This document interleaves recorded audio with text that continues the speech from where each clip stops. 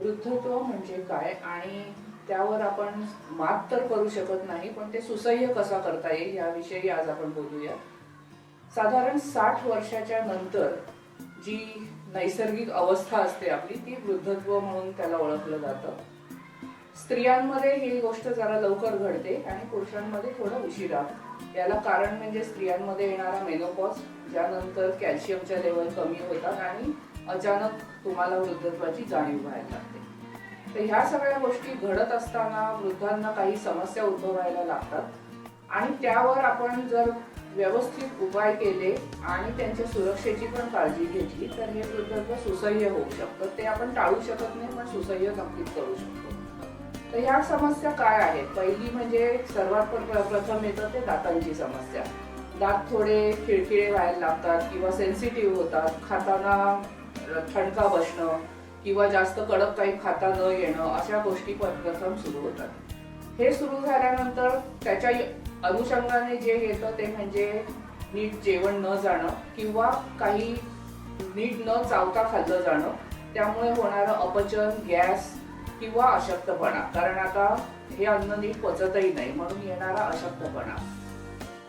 हे जेव्हा व्हायला लागतं तेव्हा हळूहळू आपलं वृद्धत्व आता आपल्याला त्रास द्यायला लागतं हे माणसाच्या लक्षात येतं.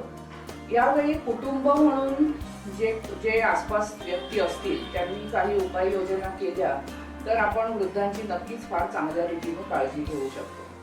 सर्वात प्रथम म्हणजे नवीन युगामध्ये दातांच्या समस्यांसाठी खूप चांगल्या ट्रीटमेंट उपलब्ध आहेत.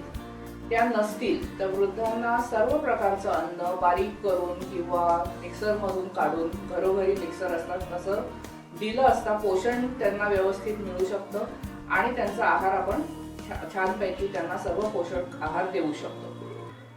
ही सगळ्यात पहिली आणि छोटीशी समस्या झाली. त्याच्यानंतर जे येतं ते म्हणजे हातपाय दुखणे किंवा सांधे दुखणे.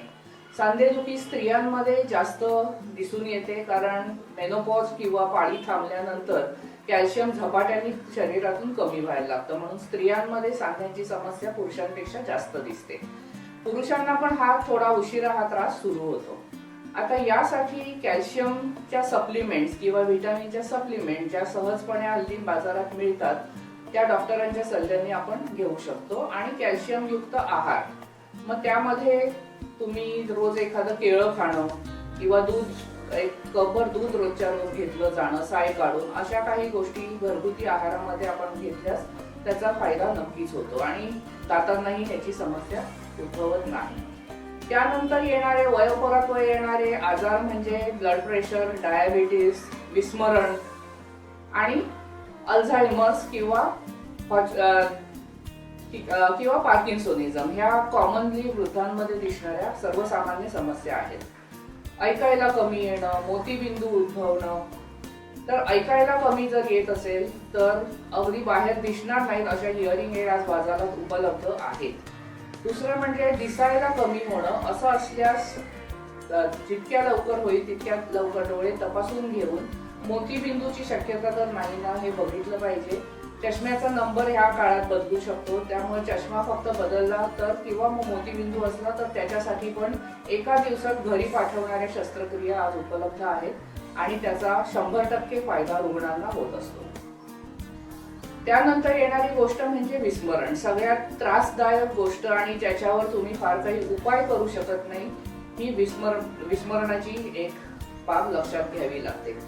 हे वयोपरत्वे होतं कारण आता मेंदूच्या काही पेशींमध्ये आता बदल घडत असतात आणि त्या पेशी हळूहळू काम कमी करायला लागतात. त्यामुळे अचानक काहीतरी आठवणं, अचानक काहीतरी विसरणं, या गोष्टी घडत असताना कुटुंबांनी त्या समजून घेणं आणि त्याची चेष्टा न उडवता किंवा त्यांच्यावर न रागवता त्यांच्याशी वागणं आणि काहीतरी वेगळं घडतंय असं त्यांना वाटू न देता सहजपणे त्यांच्याबरोबर वावरणं, ही कुटुंबाची जबाबदारी आहे. विस्मरण ही गोष्ट जेव्हा आपण म्हणतो त्यावेळेला त्याचे 2 प्रकार घडतात. एकाला डिमेन्शिया म्हटलं जातं आणि दुसरा अल्झायमर्स. मेडिकल लँग्वेज मध्ये त्याला असं म्हटलं जातं. अल्झायमर्स ही वयानुसार उद्भवणारी समस्या आहे, ज्यामध्ये अचानक काही आठवतं तर काही गोष्टी विसरल्या जातात. सकाळपासून सगळं नीट होतं आणि एकदम दुपारी एखादी गोष्ट विसरली, अशा गोष्टी घडतात. त्याला अल्झायमर्स म्हणतात आणि हा वयोपरित्वे होणारा प्रकार असल्यामुळे त्यांना समजून घेणं एवढीच शक्यता कुटुंबाच्या हातात राहते.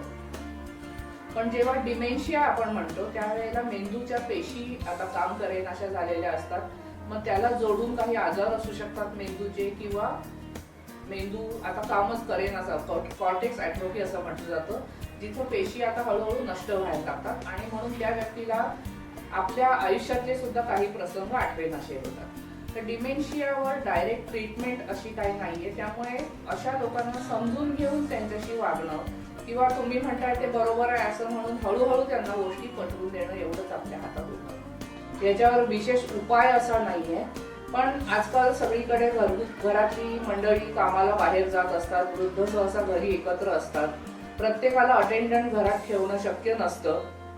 अशा वेळी वृद्धांना वेळच्या वेळी मोबाईलवर तुम्ही अलार्म लावू शकता की आता गोळी घ्यायची वेळ झाली आहे, आता जेवणाची वेळ झाली आहे. कारण ह्या व्यक्ती बरेचदा जेवण विसरून जातात, झोपूनच राहतात, अशा गोष्टी वृद्धकांमध्ये घडत असतात.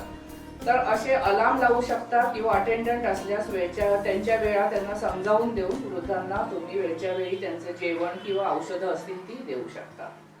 यानंतर येणारी दुसरी गोष्ट म्हणजे शरीराचा बॅलन्स पटकन जातो आणि वृद्धांमध्ये कॉमनली दिसणारं म्हणजे खुब्याचं फ्रॅक्चर किंवा फ्रॅक्चर फीमर ज्याला म्हणतात, जे खूप त्रासदायक ठरतं आणि त्यातून उठणं सहसा लवकर होत नाही. महिनोन्महिने वृद्ध बिछाण्यात राहतात आणि मग त्याचा जो मानसिक परिणाम होतो त्यामुळे आपण बरेचदा ती व्यक्ती गमावू शकतो. तर असं होऊ नये म्हणून आता घरात काही सुरक्षेच्या उपाययोजना करणं अपरिहार्य ठरतं. आता ह्या योजना कुठल्या आहेत तर बाथरूम मध्ये पाय घसरून पडणं हे आपण नेहमी ऐकत असतो आणि त्यामुळे होणारी खुब्याची फ्रॅक्चर्स. अशासाठी बाथरूम हे नेहमी शक्यतो कोरडं ठेवलं पाहिजे. बाथरूमच्या दारात नेहमी पाय पुसणं असलंच पाहिजे की ज्यामुळे पाय कोरडे राहून घसरण्याचं प्रमाण कमी होईल. घरामध्ये एखादी व्यक्ती जर झाडू पोछा करत असताना तुमचा फ्लोअर किंवा तुमची जमीन जर ओली असेल तर वृद्धांना तशी सूचना देऊन दुसरीकडे बसायला लावणं आणि मग हे काम करणं. छोट्या छोट्या गोष्टी आहेत पण त्यातून आपण मोठे अपघात टाळू शकतो. आणि बरेचदा आता सांधेदुखीमुळे वृद्धांना टॉयलेटमध्ये खाली बसणं शक्य होत नाही. जिथे इंडियन टॉयलेट्स आहेत तिथे कमोड चेअर्स मिळतात, त्याचा वापर आपण करू शकतो. ज्यांच्याकडे कमोड असतील ती कमोड बरेचदा खालच्या लेव्हलला असतात, त्यामुळे त्यावर बसणंही वृद्धांना बरेचदा अशक्य होतं किंवा तिथून उठताना त्यांना खूप त्रास होऊ शकतो. मग अशा वेळी कमोड एलिव्हेटर नावाची गोष्ट बाजारात मिळते, ज्यामुळे कमोडची उंची वाढवता येते आणि त्यामुळे उठणं सोपं होतं. याच्या बरोबरीनेच दुसरा सुरक्षेचा उपाय म्हणजे कमोडच्या बाजूला किंवा बाथरूम मध्ये एखादं लोखंडी किंवा स्टीलचं व्यवस्थित हँडल बाजूला असलं पाहिजे, जेणेकरून उठताना वृद्ध त्याचा आधार घेतील आणि हळूहळू उठतील.